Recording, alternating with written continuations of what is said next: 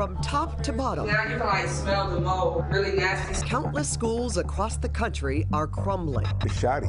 It's inadequate. Stunning. Now, our nationwide investigation uncovers the stunning hard numbers, showing that in every state, this is original flooring since 1927. And right here in the Southland, separate but unequal facilities. It's all connected to race, ethnicity, and wealth.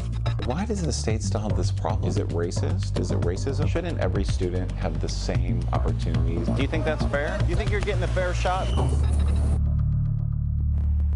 Well, there appears to be nothing fair about it. The federal government says fully half of our schools need to be updated or replaced altogether. And the amount of money spent to do just may be dramatically different, depending on the racial makeup of the school and parent income. Senior reporter Ross Palombo has been pouring through those disturbing numbers for weeks, and he has this report for us. Ross? Well, Pat, the numbers show the whiter and wealthier a school district is, the more money they're likely spending on those buildings and facilities. Many times there is a major school building gap from school to school, and the numbers show it exists across parts of the country and across parts of Southern California here. Just one example right here. Fontana Unified and Etiwanda School District sit right alongside each other. They are right next to each other, but they are worlds apart when it comes to what their kids walk into, or in this particular case, dive into every day. In this game of floats, let's go, where it's sink or swim, You gotta catch that. where the balls fly, and where feet are never supposed to touch bottom. Hey, hurry up! Remember what we talked about yesterday. The Fontana Steelers water polo team has had its medal tested year after year. We've had 7 straight championships. And for years, their road to winning Yeah, this is our pool. How does it look? has been roughly paved. It's not in the best condition. As you can see, the floor is tearing up here and there. Here, the filter and heater continually failed sinking practice for months. So it's pretty old. This 70-year-old pool isn't even regulation width. Have to be treading water all the time. Yeah, constantly treading. And it's not regulation depth. And I hit the floor all the time. I kick the floor. That means both in and out of the water. So you guys can't even train correctly when the pool's not deep enough. No. No athlete here can put their best foot forward. And this makes a big difference, huh? Yeah, it does. You know, we get blisters here all the time on our hands and our feet just because of this deck. And while their concrete deck crumbles, needing millions of dollars in repairs, it's also blistering to know that just 3 miles away, Grapeland Elementary is floating a brand new foundation. All the way back.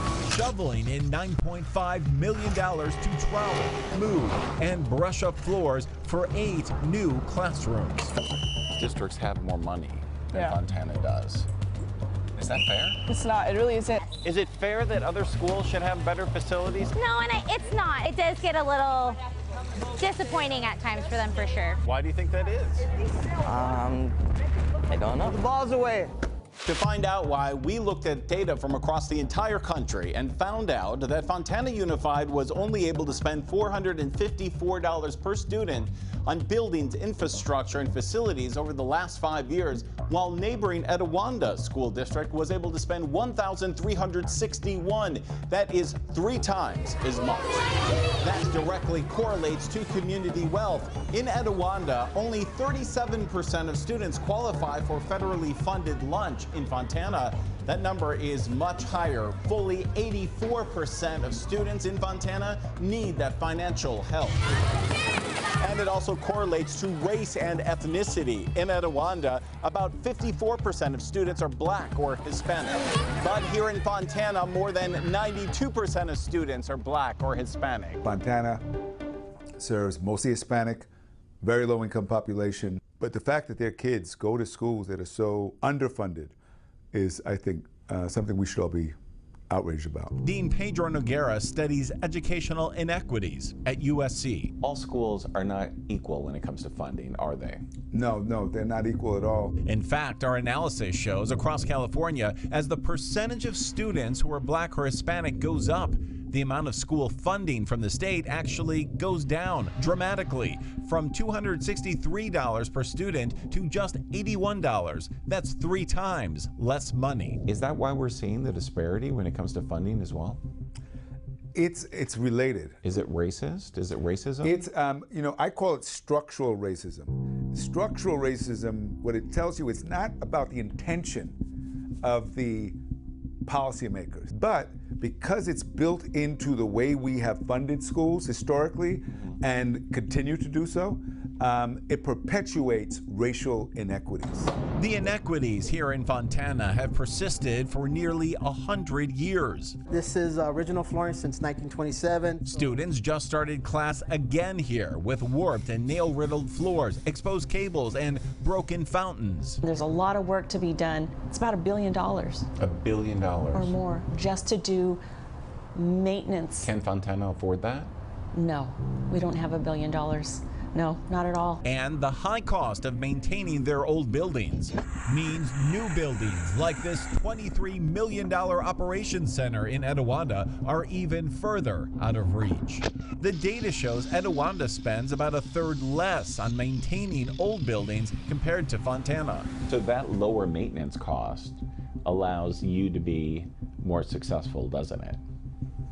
I believe so. That, teamed with developer money from growth and a greater ability to pass bond measures, keeps this construction going. There's no critical need right now, right? There's no one thing that you need right now going into the year. No. You guys you're in pretty good shape. We're in pretty good shape. But that construction keeping them in good shape seems a world away. 95 years of walking in these classrooms. To those walking warped floors here, only 3 miles down the road. No, it doesn't seem fair, and it seems a little, I don't know, sad for our kids that a few miles away, they're able to spend more money on improvements than we are. Shouldn't every student have the same opportunities, have the same facilities when they're in school? The way the funding is allocated and the way that we're able to utilize them to make sure our students receive the best isn't equitable. And we have separate but unequal facilities throughout this country. It's disturbing because it sends a message to the children and their families and the educators who work there that these kids aren't as important. Do you think those students are going to perform at a lower level? I know that the pattern is yes, they will tend to. It's why students themselves are diving in, Bothersome to many of our teams and very taxing. pleading for help. It's very important that we get the pool remodeled. All of them knowing that tiny ripples here Juliet, did you hear me? could create big waves to lift everyone's academic game. You think you're getting a fair shot with this pool? No, not as much. It does impact us. So this is impacting your grades? Yes. And your future? Yes. It should be equal, It should. regardless of race, It should. regardless of ethnicity. They should have the equal opportunities as everybody else does. Well, the disparity in spending is even more dramatic across the entire country. California actually does better than some states. Here, for example, districts that have predominantly Black or Hispanic students are more likely to get money for facilities than those that are predominantly white.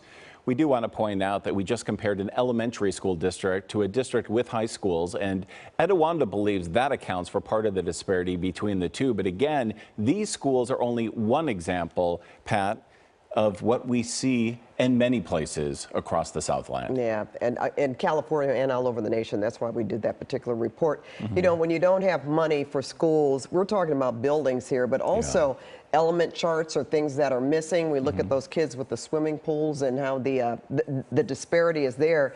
And I want to go back to the buildings themselves. When you hear people say, well, that's brick and mortar, what does that have to really do with the kids learning? But it does affect their education, their ability to learn. It sure does. Every expert we talk to says that the environment that these kids walk into actually determines the outcomes they're going to get from that education. Are they going to be able to pay attention? Is there air conditioning? Are there problems that are distracting them? And then the bigger issues, do they have the facilities like an actual proper pool to play water polo that is regulation so they can actually do the sport and succeed? Compete and apply for scholarships to college. Exactly. All of it goes to the same thing.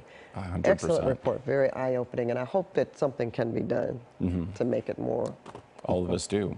Private donations can help too. I know Fontana's looking for that as well. Okay, we're going to have more on our website.